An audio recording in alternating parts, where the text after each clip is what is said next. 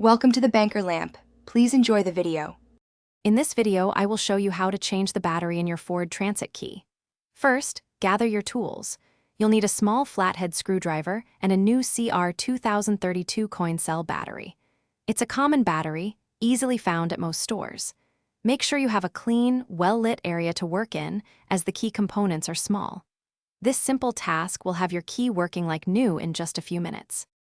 Now, let's open the key fob.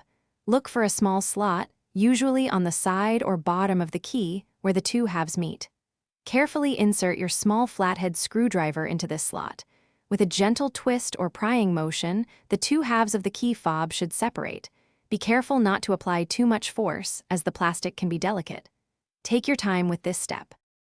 Once the key fob is open, you'll see the old battery. Before removing it, take a quick mental note of which way the positive side, usually marked with a plus sign, is facing. This is important for correct installation of the new battery.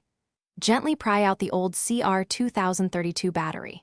Now, insert your new CR2032 battery, ensuring the positive side faces the same direction as the old one. It should fit snugly into its slot. With the new battery in place, it's time to reassemble your key fob. Carefully align the two halves of the key fob, making sure all the buttons and internal components are properly seated. Gently press the halves together until you hear a satisfying click, indicating they are securely fastened. Finally, test your key fob's functions, like locking and unlocking your Ford Transit, to ensure everything is working correctly. You're all set.